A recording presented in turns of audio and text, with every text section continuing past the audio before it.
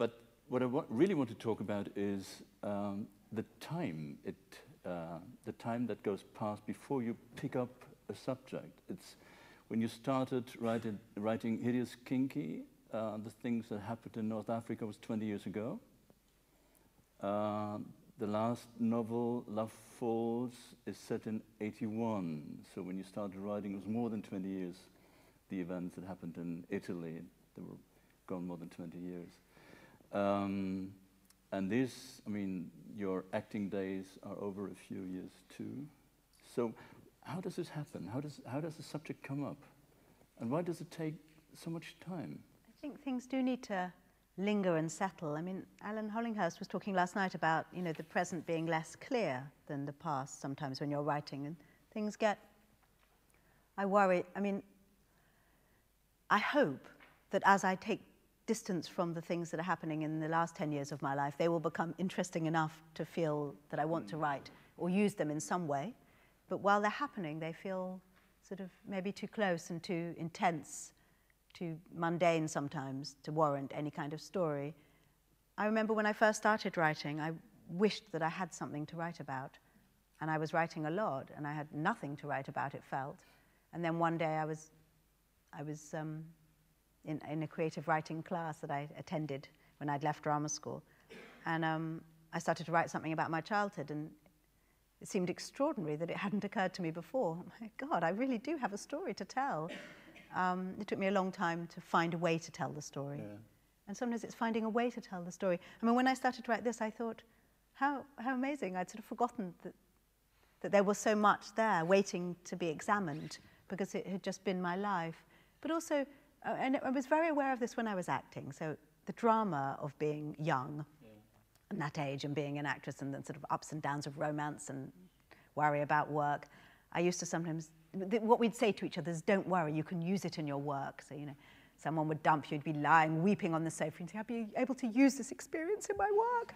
But the truth is, I was thinking that, you know, when you were talking, I thought, oh, all those years of waitressing, it was useful. I could write with total confidence about Nell and her waitressing life. I didn't have to go and do research. So I'm very grateful for all the ups and downs, because you can use it in your work, and I like that. You think you're a better writer because of your experiences as an actress? I don't think you can ever tell these things. I think I don't think you can sort of imagine what if. I mean, I don't suppose I think probably that's your job, to imagine what if. There's so many really good, well, you can imagine what if for your characters, but what if I'd never, I do think that an acting training, however kind of crazy it is in some ways, is a very useful training for almost anything you do, to be honest, because it makes you very courageous. When you're being asked all the time to do things out of your comfort zone, and certainly in life, when I look back, I sometimes am amazed at the brave things that I did. And I think, well, I probably wouldn't have done that if I hadn't had those, you know, 4 years studying drama. Do you keep diaries? Not really. So how do you refresh your memories? I have a strangely good memory for life memory, emotional memory. I can't remember anything useful, you know, no facts. I couldn't help you in a quiz, but, you know, I can tell you the feel of the fabric I wore in 1979 as I took that coach trip to wherever. I just have that kind of memory. Did you do some research for the book? Like, this book? Yeah. I did did you read some. lots of books on acting? I didn't find any books on acting particularly. There were millions.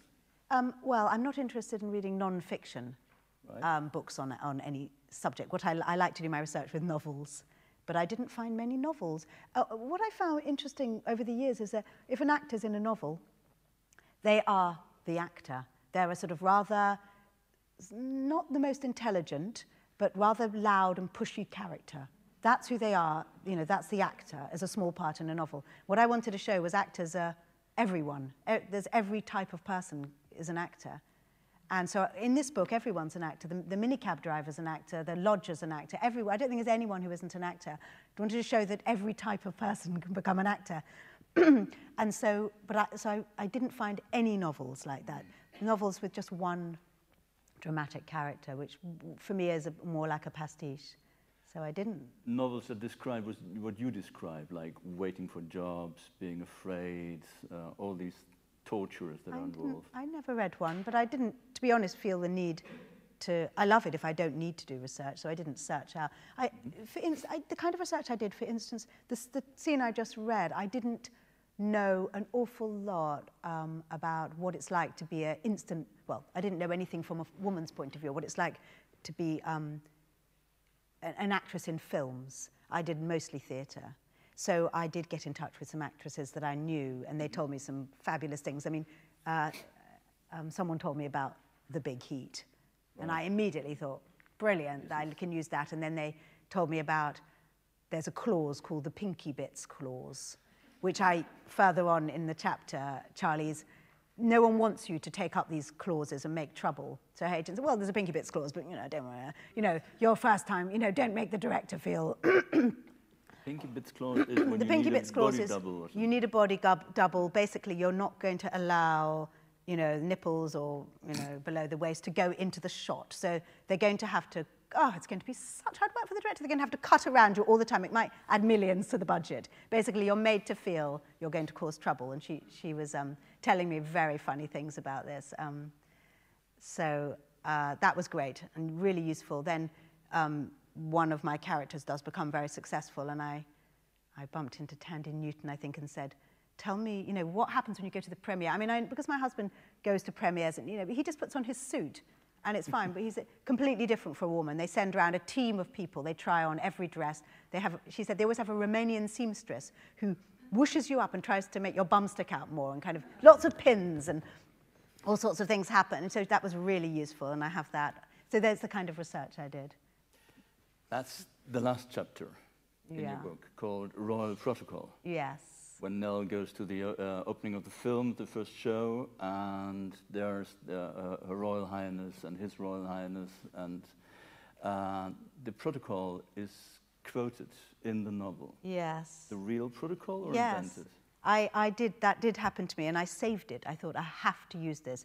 Before I went to a premiere with my husband, and this is the real protocol. And they sent out a few days before Royal Protocol. When you meet Her Royal Highness, you must. This was Camilla. Mm-hmm. You must say "ma'am" in brackets to rhyme with spam. I just thought that was so fantastic. So I found myself thinking, or couldn't they have thought of something else? So they have to have the word spam right there under Royal Highness. And it went on like this, and then, as a guest, you must stand behind your celebrity. You must not go into the royal lineup. It had many, it was pages, and I just thought it was the most brilliant thing. So when suddenly Charles and Camilla appeared, I stood behind my husband, who's very tall, and then Camilla said, "What are you doing back there?" And I went, "Oh, sorry, I'm just following royal protocol." And then we started having this chat, and I expected someone to come and arrest me that I had slipped out of royal. Anyway, it was a very funny moment, because then everyone went in, and I thought, oh, God, this film's long. I'm going to rush to the loo. So I rushed out, came back in. Everyone had gone in, apart from Charles and Camilla, who were walking up the stairs. So I kind of snuck in behind them.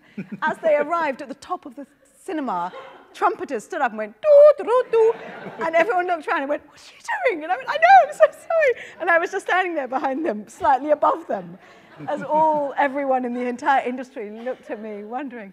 It was very funny. I tried so hard to get this into my story, and I lost it was an interesting, actually, exercise in, you're writing a story, and you've got an idea that's funny, and you think, I must put this in. It took me ages to realize that isn't the most important part of the story. We're actually, by this point, at the end of we want to know what happens to our characters. I kept working, it never worked, and then one day I thought, who cares about Charles and Camilla and the trumpeters? It's what happens to Nell, that's who we love. And I had to sort of cut that bit down. I'd got completely... having a good idea is often the worst thing you can have as a writer. It's what's inside that you need to get hold of. It can really distract you. But it made me laugh so much. But, according to the protocol, men don't have a choice. They have to bow their heads, whereas the women have a choice. They either curtsy or bow their heads. Which one did you go for? Oh. I was standing behind. I was too embarrassed to curtsy as well. I just couldn't do that. When you gave up acting, that wasn't by choice. Was it hard to give it up? Do you know, it felt as if ultimately it was by choice at the end, because I started to write, and I was writing and acting for a few years.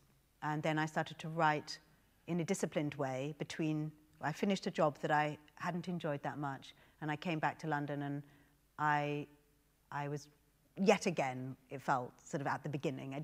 What you always hope is that a job will lead to another job, and it doesn't often. So I thought, I'm going to write every day until I get a job, and I thought, it will give me some confidence to have something of my own. And I did, weirdly, it gave me too much confidence, because when I was offered, in fact, the same job came up, and they said, we're now going to do this play again.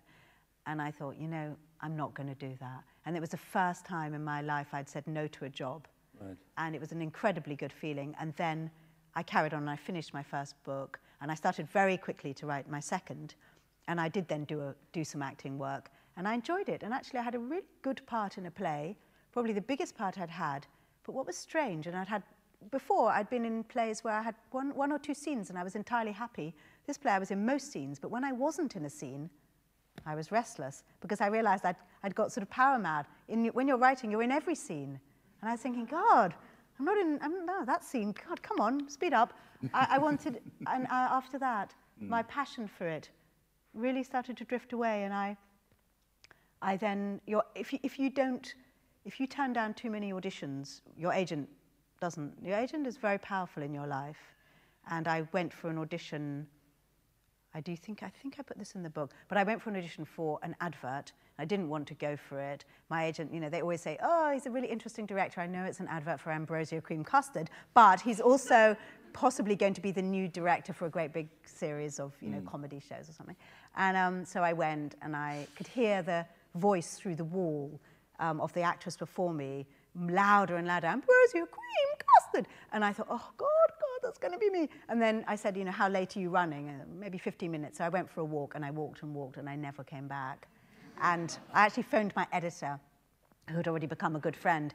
And I said, this is what I've done. And she was excited, and it felt like that was it. And my agent never bothered with me again. They saw that so I did feel I chose it, but only because it's like being in a love affair. I was saying to someone, stopping acting was like falling out of love with someone who's not very nice. And they said, no, it's like falling out of love with someone who doesn't know you exist.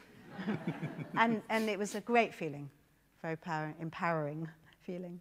Well, the same year you had your last play, you met your husband, you freed your husband. Yeah. So you kind of kept a relationship to acting. But in my introduction, I mentioned the stage fright at the beginning, and then the incredible height during a performance or after a performance. And very often, you describe acting as if it is an addiction. Like, you can't, it's a drug you need, you use, and you never felt kind of wild turkey afterward, that you wanted these ups and downs. Yes, it's very powerful. The sort of moment of, I still have it with my husband, the moment he's offered a job is so exciting, because you're being acknowledged, even if it's a job that is so unsuitable, and he's just finished work, and we've all decided he's not going to work for a few months. He says, oh, they've just offered me. And I go, really?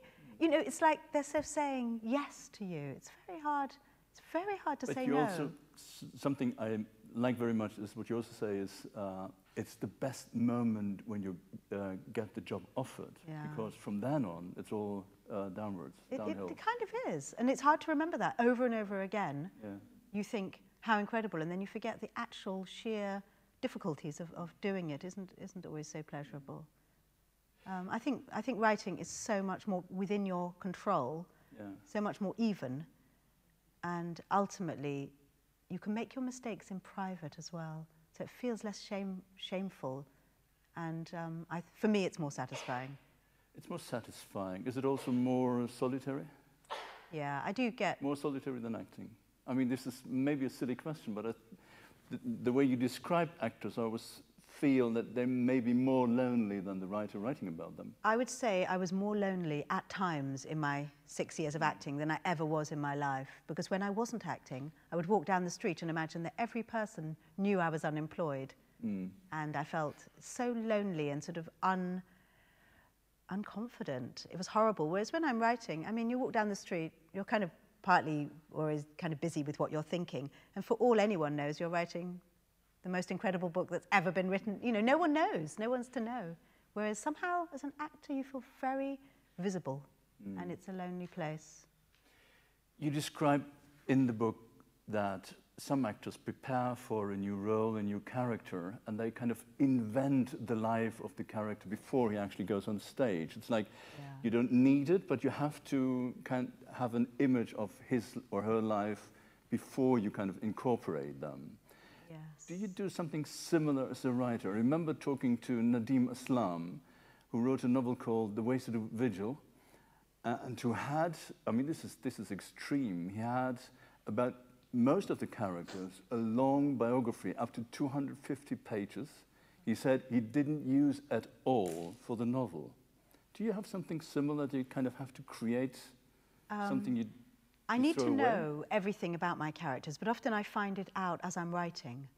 I do some creative writing teaching, and I do really encourage my students to write. I do a lot of exercises where they find out things about their character's past and childhood, and I always think, oh, I should do this before I start writing, but I don't. I find it out on the way. I mean, for instance, Charlie, in the last big draft of my book, I actually changed her character a lot, and I had to sort of work out again who she was, who her parents are. You know, she's mixed race, her father's Nigerian. What I needed to know, I only put so tiny things in, but I needed to know, and I needed to know that Nell, you know, didn't really have a father, and, you know, it's one of the reasons for her neediness, and that, you know, Dan, I didn't need to know so much. In a strange way, with this book, I have less psychological kind of background or family life than in any other book, because there are so many characters and so much going on in the present with them that I didn't have time, but I do need to know. I presume you have a favorite character, or not? And is it a difficult or different relationship to favorite characters than to the other ones? I don't have a favorite character. No. They are all sort of aspects of the way I feel. Right. I remember I was really surprised when I think my editor said, oh, it's lovely to have a character that's really badly behaved, that's really selfish and horrible, Charlie. Oh, really? What do you mean? I love Charlie, so, you know, no, I don't feel that way. Aspects of myself, so how does it feel to let them go? Well, you long to finish a book so much. Almost every day you're writing, you think, oh, if only I could write this a bit faster, or, you know, if I could, but I never like finishing it, really. I actually hold up. Well, this book was meant to be published a year before it was published, and I suddenly had an idea. Well, I had actually already done the copy editing. It was all ready to go, and I thought, I know I could make this book better, and I held it back, and it meant it had to be published a whole year later, even though it was only about 6 weeks' work. But I guess I didn't want to let it go. I think I did make the book better, but I don't know how much difference. But this means you spend about 2 years talking in your head with these figures, and then they stop talking to you? Yeah, as soon as you start something else, you know, you're over it. But then, of course, a year later, you're doing many, many talks and readings, which is really nice. Ian Rankin wrote a book about an Inspector Rebus inspecting it to be one book. Right. But this man didn't stop talking to him. So you're still talking to him. Yeah. I think something similar never happened to you? When I finished this book, I was really ready. I started something else very fast, which I enjoyed so much, just starting something new. But then when I was doing my when this book first came out in England was a year and a half ago probably, and I did a lot of events, and a lot of people started to say, oh, I think that this is going to happen next for Dan, and Nell's going to da-da-da. I thought, oh, yeah, I should write a sequel, and I made a lot of notes. But I'm still working on this other book, and in my mind, I don't know if I have the need to say more about them, but maybe I will. I certainly have a lot of notes and ideas that could make a sequel. A sequel, okay. We were talking about Nell and Gemma.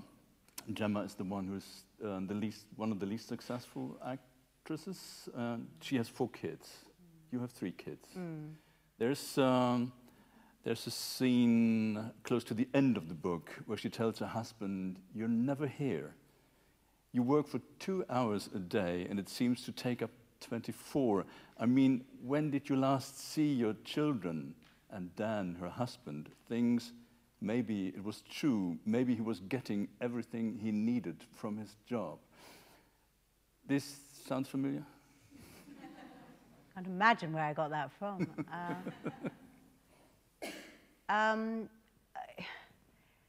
It isn't easy being married to an actor. I think, well, people sort of look through Heat magazine and think, oh, how glamorous that must be, But yeah, it's hard to be married to anyone who's totally obsessed with their job and to be an actor. I mean, I'm sure some people feel that, being married to writers. I'm able to be a writer and to also be very involved with my family, but that's because I want that, and what can you say? It's not that I'm so marvelous. It's just I want both those things equally. But I chose a man who was really obsessed with his job. That psychologically, is no great surprise to me.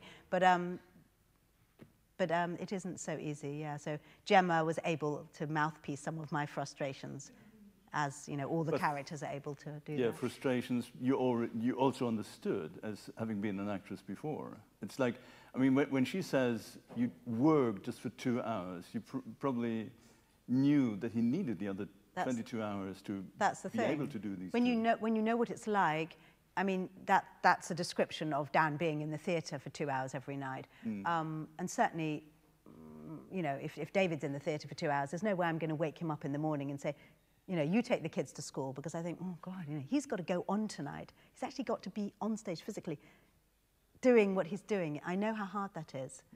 And so I do understand, So it's kind of hard when you understand to make a stand for what you need. But yeah, I have to say, he hasn't done much theatre since we've had kids. It's probably the hardest thing for family life there is. I prefer him to be away working somewhere else. I said before that there's a strong autobiographical element in all your books. Could you imagine to write a book that's not directly connected to your life? I feel as if I have. I feel, it's interesting.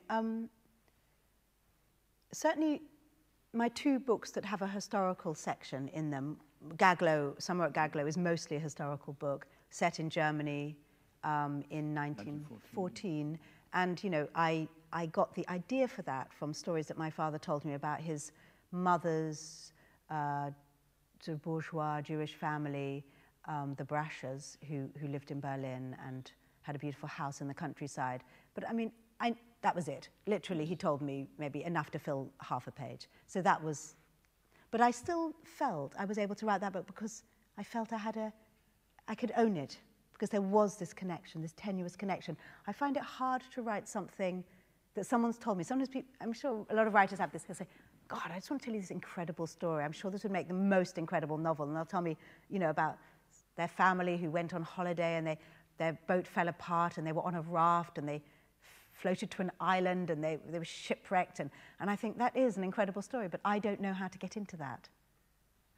So I need a way in, but with also the Sea House. I use Suffolk, which I know hugely, and I have some elements, but a lot of that is things that were other people's stories. But somehow I felt I had a way in to it through Suffolk.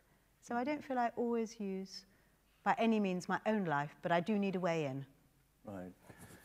I remember when we were talking in Cologne that you said, all my books are about finding home. What does it mean? I think I might have read that in a review about my work. Okay. I don't really, I don't really know what my books are about, but I remember someone saying that, she's always, her characters are trying to find where they belong and thinking, oh yes, that's true, that's true. So maybe at that time I felt connected to that.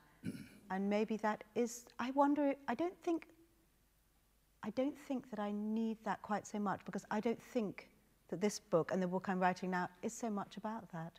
So I think maybe I have found where I belong finally, and kind of moved on slightly. Nicholas Shakespeare once told me that his most treasured advice as a writer he got from Bruce Chatwin, who said, before you start writing, have a flow chart of the novel, kind of on your wall. Where's the beginning? Where's the end? How are the elements connected, and so on? And George Simeon said when he starts writing, he feels like driving a car and there's a fog outside. He sees a few meters of the road, but hasn't a clue what's going to happen after that. Which section do you belong to? Do you driving a car through the fog, or do you have a flowchart? Well, I do both. I have a flowchart, and then I can't see it. Okay. And so I'm driving into the fog thinking, how am I going to get to that? I think of them as stepping stones. I have some stones that they're going to take me, but often I just can't get there. I just can't get there, and it takes me somewhere else. But I always have one that's quite near the end, and I'm really trying to get to there. And I almost always do get to that one, because that's often the thing that made me want to write the book. Some quite important emotional event that happens quite near the end. How it then ends from there, I feel it'll roll down the hill to the end. And then there are the two kind of writers. One loves to talk about work in progress. The other one absolutely doesn't, because talking about it means taking the energy out of it. Which one do you belong to? You're the one who loves to talk about it, or you prefer not to talk about it? I feel superstitious that it's like a secret, and if you tell it, it will just dissolve. Yes. And I don't know many writers who talk that much about work in progress. I think it's dangerous. Do you show it to anybody before you're completely done? Usually when I'm 2/3 of the way through, and I think I can make this work, I show it to a few people. Right. But before then, I don't. I don't like to show it when I don't think I can make it work, or if I know there are things that if I just had another week, I could iron out, or you know. But I think it probably would be more helpful sometimes to show it, but I just can't bring myself to do it, so I don't. Okay, I'm through with my questions, so it's up to you. Do you have any? Do you want anything to ask? Is there anything we haven't covered? Yes.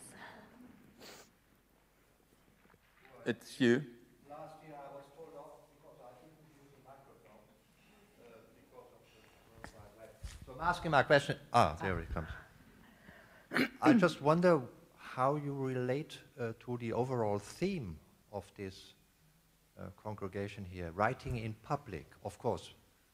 Acting is a very public affair. But of course, you are writing fiction about acting, among other things. Obviously, you must have had some ideas when you came here. What can I do with this overall subject? Well, I thought it was an interesting title because when you're writing, one of the things that worries me when I'm writing is, you know, what's the relevance of this? You know, you're just working often on such a small scale, trying to move from one moment to the next within a novel, and you think, oh, who cares? What's the relevance? I mean, writing, as Thomas Keneally once said on Desert Island Discs, it's an appointment with doubt. And, you know, you sit down and you doubt, and one of the things you doubt is there a public interest? I mean, none of these thoughts are helpful to a writer. You just have to get on with it. Just get on with it, and you will find out eventually. But I do think that a book that works almost always in a mysterious way has some kind of relevance in a wider setting. So you're writing, it's so personal, but it is a public experience once the book is finished. So I thought it was a really nice title, and that's how it made me think, actually, and felt quite reassured that the small story I sometimes feel I'm telling is actually is quite a big story, ultimately, once it's finished and all the elements are together. When I read the title, Writing in Public, I was immediately thinking of reading in public.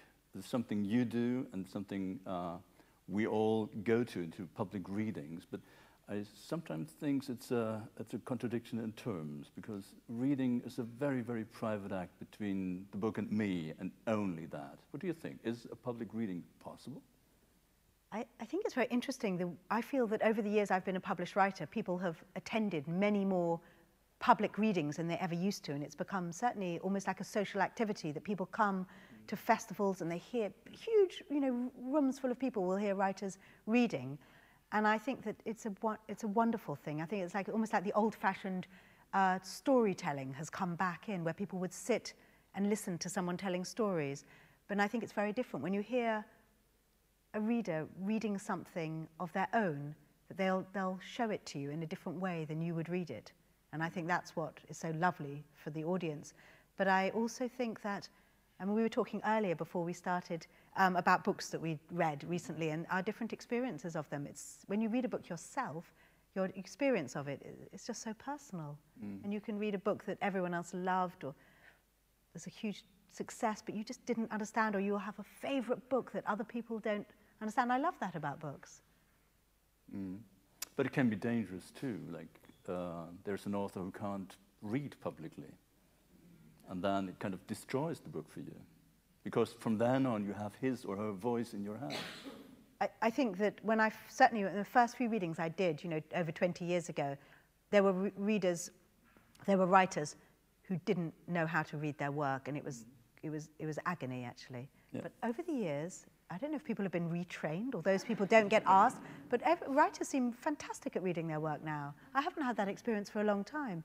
It seemed to be something that people needed to get used to, and so now I haven't had that. But I know what you mean. It can be. Any more questions? Yes, Cordelia.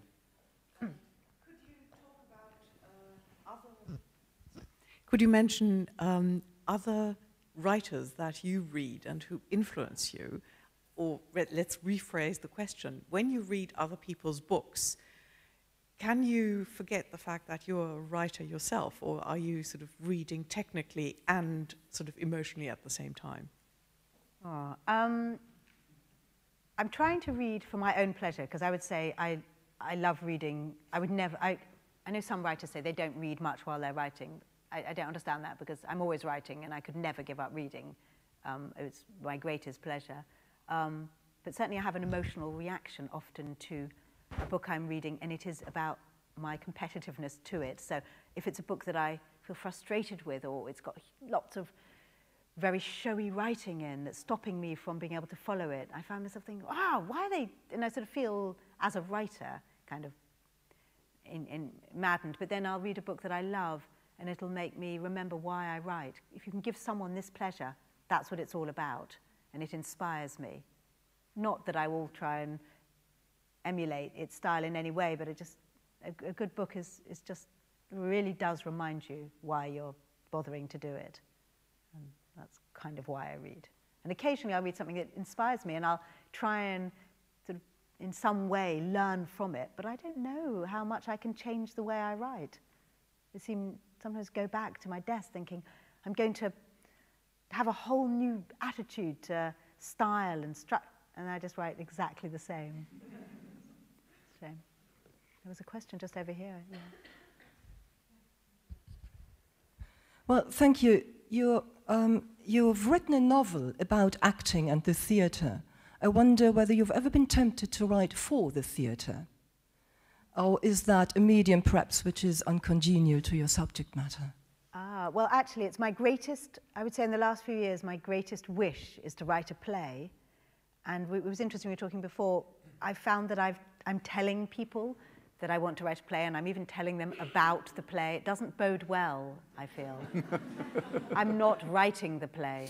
I never tell people I'm wanting to write a novel and about what it's about. I'm just doing it. Really hope that I will be able to do it, but for some reason, I don't know why. It seems like here's me and there's the play. I actually involved someone else recently and told her my idea. She's a director, and then I felt terrible, like I'd given away the secret. But I thought, I've got to try something different.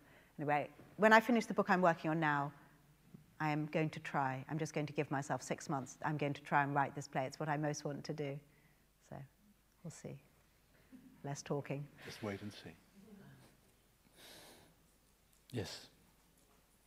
Do you feel that as an actor, when you were preparing yourself to become the character on stage. And when you prepare yourself now as a writer to inhabit the character, is there a similar emptying in you, or a similar sort of opening up towards that, that other person?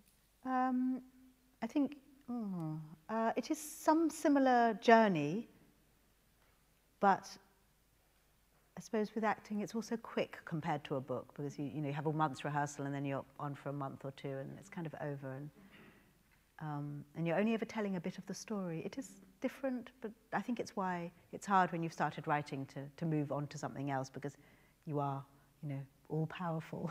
You are everyone, you are every character, and so it's kind of ultimately more satisfying for me. But I like the idea.